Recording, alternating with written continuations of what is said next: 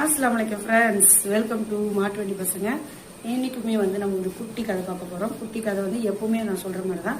இந்த கதை நம்ம சிந்திக்கிற விஷயம், ஒரு சிந்திக்கிறோம். இந்த கதையை கேட்டு முடிச்சுன்னு நீங்களும் உங்க லைஃப்ல எப்படி இருக்கிறீங்க, நம்ம இப்படிதான் இருக்கிறோமான்னு ஒரு சிந்தனைக்குரிய ஒரு விஷயம் என்னன்னு பாத்துக்கிட்டீங்கன்னா, கோழிகள் கோழி குஞ்சோட சாயந்தர நேரத்துல மாலை நேரத்துல அழகா ரிலாக்ஸா அப்படி மேய்ச்சிக்கிட்டு இருக்காங்க. அப்போ இப்படி தினைக்கும் அது வழக்கமாக இருக்குது. அப்போ ஒரு நாள் கோழி குஞ்செல்லாம் ரொம்ப அழுதுகிட்டு இருக்கு, ரொம்ப ஃபீல் பண்ணி வருத்தப்பட்டுட்டு இருக்கு.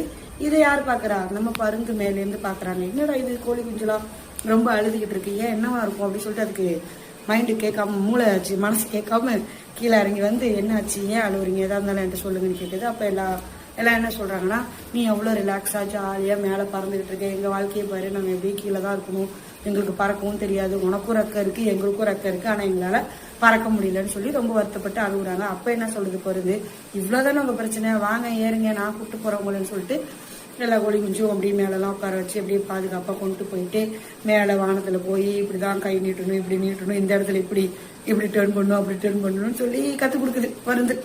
பயங்கரமா அன்னைக்கு ஒரு நாள் ஃபுல்லுக்கும் கற்றுக் கொடுத்து பயங்கரமா சரியான டஃப்பான விஷயத்தை எப்படி நம்ம டிரைவிங் கற்றுக் கொடுக்குறோமோ அது மாதிரி அது அழகா கற்றுக் கொடுத்துருச்சு. ரொம்ப சந்தோஷம். கோழி குஞ்சுக்கெல்லாம் நான் கற்றுக்கிட்டேன், நீ கற்றுக்கிட்டேன்ட்டு எல்லாம் ரொம்ப ஹாப்பியாயிடுறாங்க. அப்படியே அதே மாதிரியே கீழே கொண்டு பறந்து விட்டுருச்சு. அப்போ எல்லாம் ரொம்ப நன்றி நீங்க எங்களுக்கு நீங்க பறக்க கற்றுக் கொடுத்துட்டீங்க பறந்து, எல்லாம் கத்துறாங்க. ரொம்ப பறந்துக்காக ரொம்ப சந்தோஷம் தாங்கல. சரி பரவாயில்ல, இருக்கட்டும், நீங்க நல்லபடியா நீங்க செஞ்சதை இது பண்ணுங்கன்னு சொல்லிட்டு பறந்து போயிருது. கோழி குஞ்சு எல்லாமே நடந்து அவங்க இருக்கிற இடத்துக்கு போயிருது. அவ்வளவுதான் கதை முடிஞ்சிச்சு.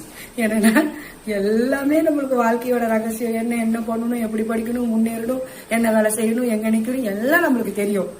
எல்லாம் பண்ணுவோம்.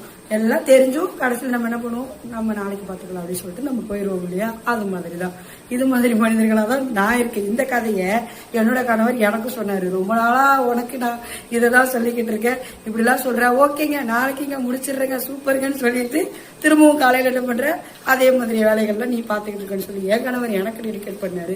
நீங்கெல்லாம் எப்படி இந்த பருந்து மாதிரி இருக்கீங்களா இல்ல கோழி குஞ்சு மாதிரி இருக்கீங்களான்னு கமெண்ட் பாக்ஸ்ல கமெண்ட் பண்ணுங்க நண்பர்களே. அதோடு மட்டும் இல்லை, என்னதான் பருந்து எல்லாமே கோழி குஞ்சுக்கு கத்து கொடுத்தாலும் ரெண்டுத்துக்குமே ரெக்க இருந்தாலும் பருந்து தான், கோழி குஞ்சு தான். இதால இதை தான் செய்ய முடியும், அதால அதான் செய்ய முடியும். இன்னொரு கருத்து இதுக்குள்ள இருக்கு.